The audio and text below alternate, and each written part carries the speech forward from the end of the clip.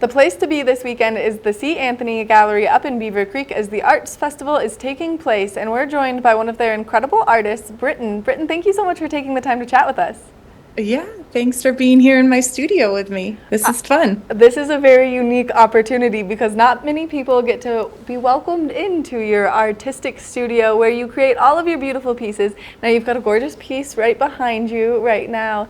And so as people are making their way up to Beaver Creek, let's talk about a little bit of your artist process because your work is so different than the other artists that we'll see at the C. Anthony Gallery. Okay. Well, I usually start with a water base, and then I kind of let that work its way around the canvas organically. I'm laying flat at that point. I've got a table back there that's behind this easel that I work on, and then that dries, and I apply an adhesive, and I use gold, silver, and copper leaf at that point. Kind of like a mosaic, I just place it in certain spots.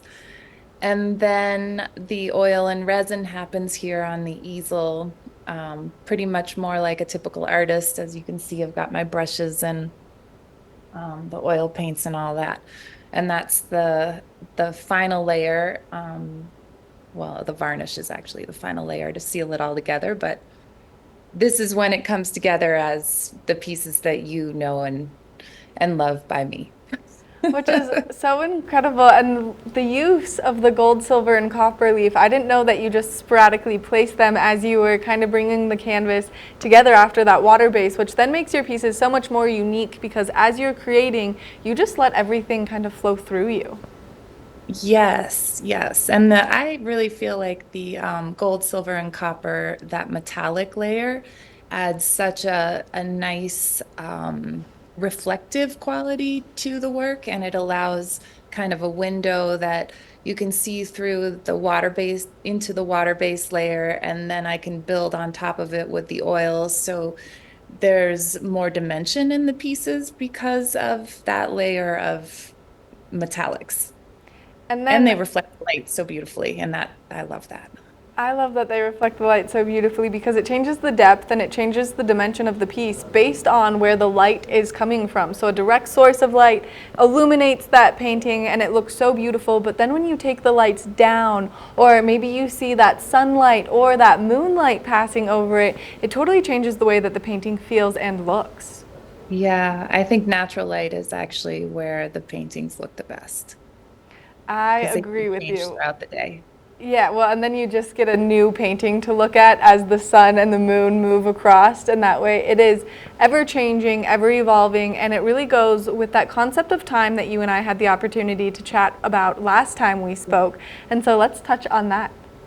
You want to talk about my clouds? I want to talk about your clouds. As there's a cloud painting up and over your shoulder right now. I think Oh, it's. yeah, there's another one over there. They're, I they're think that we should. everywhere. I think we should talk Um, about the clouds. okay.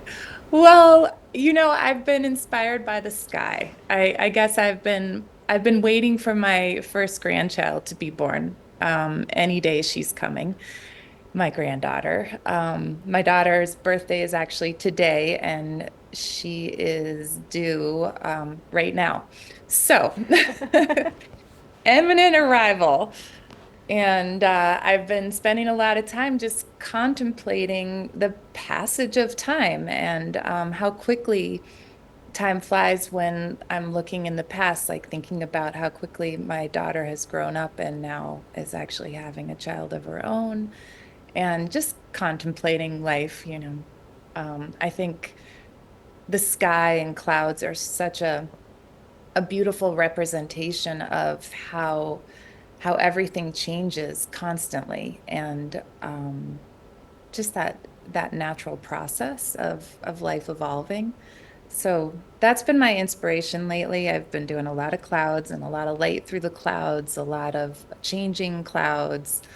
Um, and like we talked about, the reflective quality, I love that the clouds can change throughout the day with different lights. And your use of paint and color is so unique because as you shine that light on it, it will illuminate. It will look like the sun is finally making its way through those clouds and you can see it in certain lights. But then on the use of colors that you do, if you turn the lights down, because of the shades, it'll get dark and almost look like there's a storm brewing, or maybe the storm is just finally breaking with your pieces. Right. Yeah, that's the contrast, and I think that's actually a really important part of creating light is to create the contrast, and that's important in life too. Just realizing that there's the balance. And then, of course, you do these incredible floral pieces that really bring the canvases to life, as you can see the movement of the petals and the way the light reflects in certain areas. And so let's talk a little bit about your inspiration with the flowers. Well, the flowers have always been my thing. I mean, I've just always had this love for flowers ever since a child. I've had this relationship with them. I've always talked to them. I'm just, you know, completely inspired by the shape of a petal and how the light reflects on a petal and the translucency of a petal and how a flower can adjust to capture the light and I don't know, the whole organic process of flowers, growing and evolving is I think I've kind of developed this philosophy that that's a lot like me and my personal growth where, you know, a bud will become a bloom and the different stages of life into, full bloom. So, yeah, flowers have been my thing for a long time. Well, and you're a very light person. Anyone who's had the opportunity to be around you, the essence that you fill the room with is light and love. And so then having that moment and then almost that translucency with your transparency that you put into your paintings with your intentions, I think it represents you perfectly, the florals. Oh, thank you. You're, Thank you.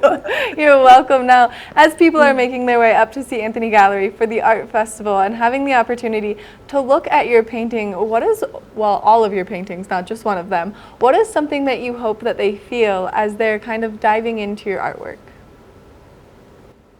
You know, I don't have a statement about, how I want people to feel. I don't want to control that. If anything, I want to offer the freedom to feel it, completely on your own from a soul level, without any external influence or reflection. I feel like it's a personal experience when you really connect with a piece of art. And that's the only intention I have is that it's an offering, I guess, for that experience, and whatever comes from it is the gift.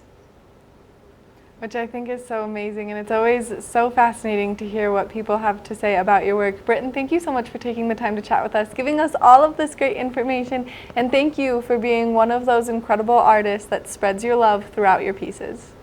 Yes, enjoy the art festival. So fun. Yes, it is.